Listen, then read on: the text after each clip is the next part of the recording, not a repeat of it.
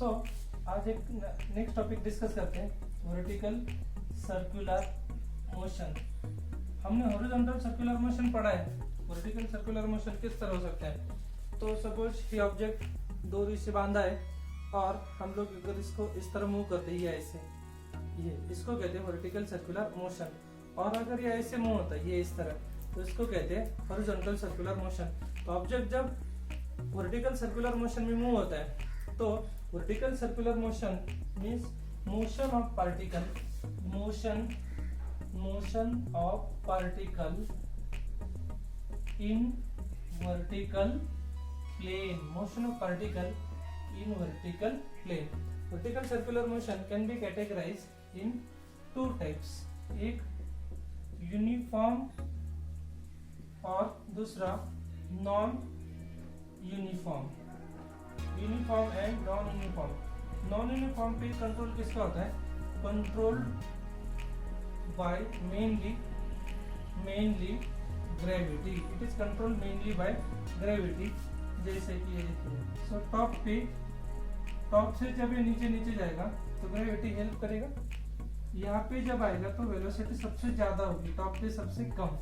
सो ये कहेंगे हम इसको non uniform motion. Uniform motion किसको बोल सकते हैं? वर्टिकल, तो वर्टिकल सर्कुलर मोशन भी यूनिफॉर्म हो सकती है if it is controlled by machine. अगर हम लोग इसको मशीन से अगर मूव करते हैं, मशीन से, तो ये यूनिफॉर्म, इसका जो स्पीड है ये स्पीड सारे पॉइंट पे सेम हो सकता है। यहाँ पे भी ग्रेविटी का इफेक्ट होगा लेकिन उसको ओवरकम किया जाएगा मशीन से। तो अगर मशीन से अगर मूव करते हैं तो स्पीड कांस्टेंट होगा, तो ये यूनिफॉर्म। और अगर मेन कंट्रोल अगर ग्रेविटी का है तो ये नॉन यूनिफॉर्म। तो नॉन यूनिफॉर्म में टॉप पोजीशन पे स्पीड कम होगा, जैसे जैसे डाउन पे आएगा स्पीड इंक्रीज होगा, बॉटम पे सबसे ज्यादा स्पीड होगा। फिर उसके बाद जैसे जैसे ऊपर जाएगा ग्रेविटी अगेन अपोज करेगा तो उसका स्पीड फिर से कम हो जाएगा। तो वो जो स्पीड के जो फार्मूले है, स्पीड की वैल्यूज कितनी होगी, बॉटम पे कितनी होगी, हमने या आपने पढ़ा भी होगा। टॉप पे मिनिमम टॉप पे जो स्पीड है उसका फार्मूला होता है √GR, मिड पे इसका फार्मूला होता है √3GR, और बॉटम पे उसका फार्मूला होता है √5GR। तो ये जो एक्सप्रेशन है, ये एक्सप्रेशन कैसे आते हैं, फिर उसके बाद टेंशन की वैल्यूज एट एनी पोजीशन, इसके पहले हमने डिस्कस किया है। इनके ऊपर एक प्रॉब्लम है, वो प्रॉब्लम हमें डिस्कस करना है।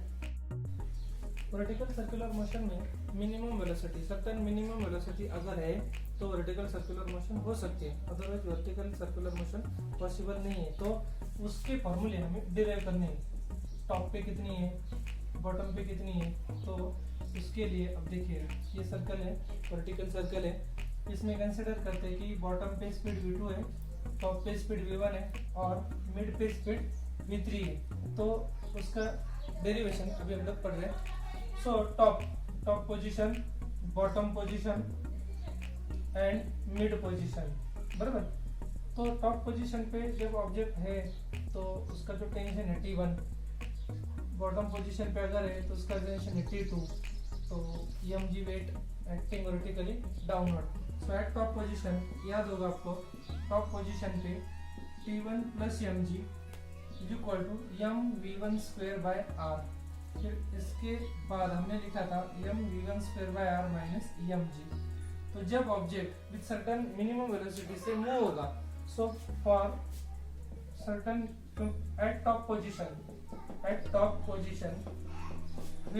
when object move with certain minimum velocity, object अगर एक certain minimum velocity से मूव होता है, देखिए ऑब्जेक्ट अगर ये मूव हो रहा है, अब मैं वेलोसिटी कम करता हूँ तो ये पर्टिकुलर कम वेलोसिटी में क्या होगा, स्ट्रिंग में जो टेंशन है एकदम कम हो जाता है। ऑब्जेक्ट सर्कुलर मोशन परफॉर्म कर पाता है लेकिन टेंशन जो है, टेंशन उस वेलोसिटी के लिए 0 हो जाएगा। उससे कम अगर है तो स्पीड, अगर उससे कम है तो मोशन हो ही नहीं सकती, ठीक है।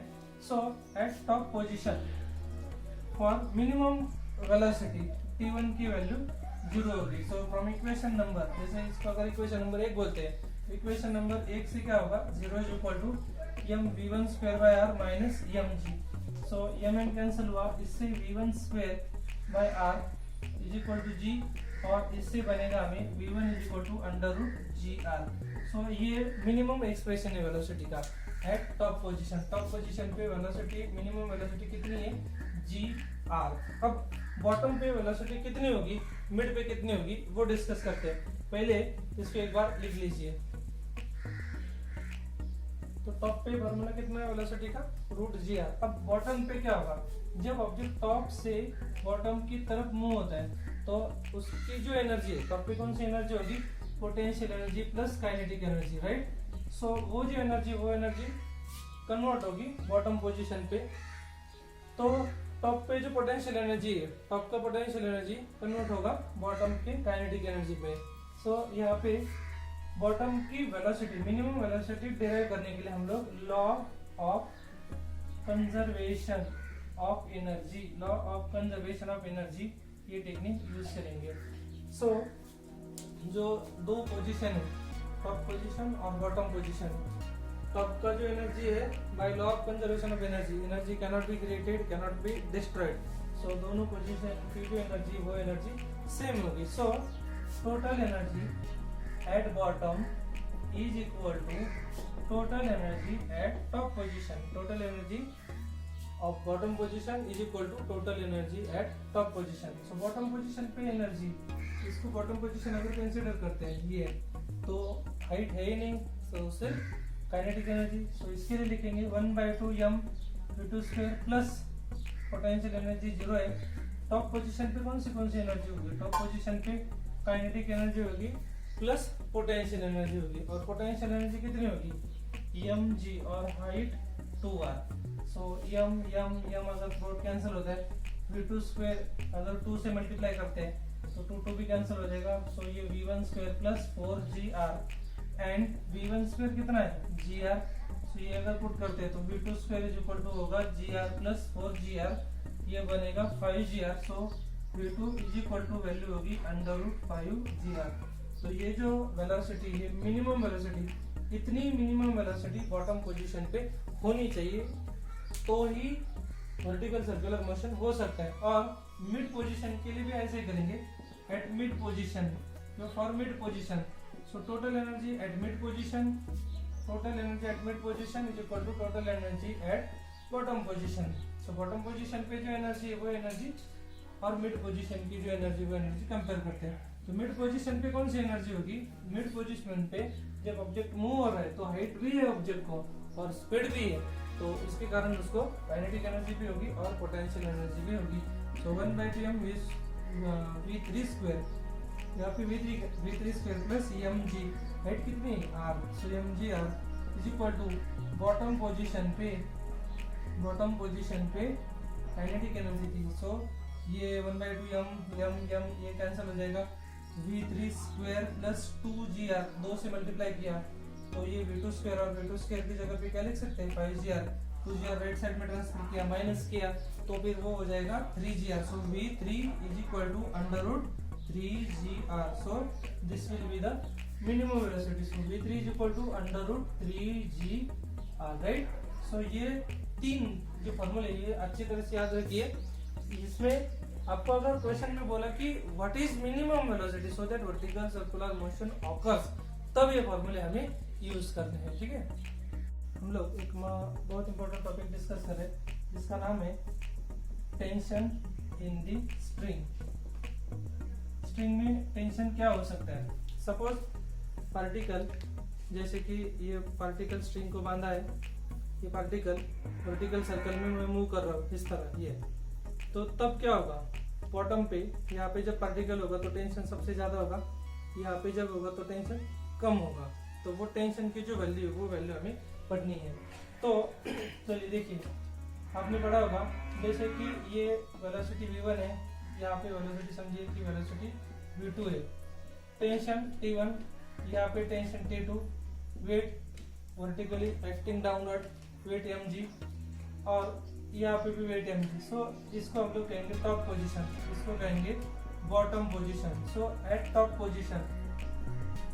पोजीशन पे क्या होता है, टॉप पोजीशन पे T1 और mg दोनों सेंटर की तरफ आ रहे, दोनों ही सेंट्रिपेटल फोर्स प्रोवाइड करेंगे। So T1 plus mg provides centripetal force. So T1 plus mg is equal to m v1 square by r। इससे T1 की वैल्यू कितनी होगी, m v1 square by r minus mg। इसको हम लोग equation number 1 नाम देंगे। फिर उसके बाद eight bottom position, at bottom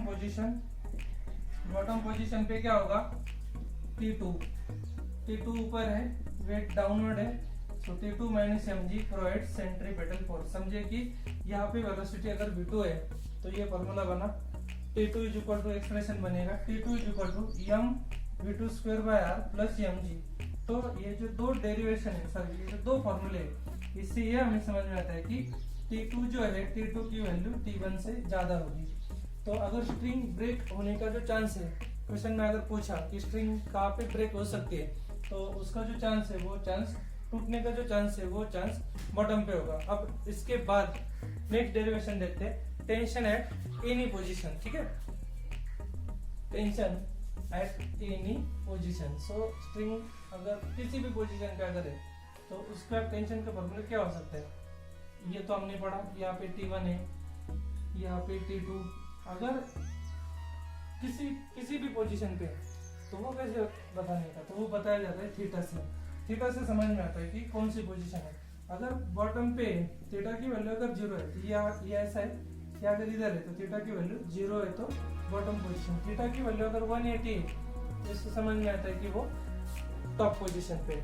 suppose at any position consider कीजिए कि पोजीशन P पे टेंशन कितना होगा सपोज, और टेंशन हमेशा स्ट्रिंग की तरफ होता है, weight mg acting vertically downward. अगर यहाँ पे एंगल थीटा है तो यहाँ पे भी एंगल कितना होगा, थीटा। सो mg को रिजॉल्व करते हैं, ये वैल्यू होगी mg cos थीटा। अब यहाँ पे वेलोसिटी अगर v है तो हम लोग कैसे लिख सकते हैं, t minus mg cos theta, t minus mg cos theta is equal to mv square by r। सो इससे t का फॉर्मूला तैयार हुआ mv square by r plus mg cos of theta, right. t is equal to mv square by r plus mg cos theta.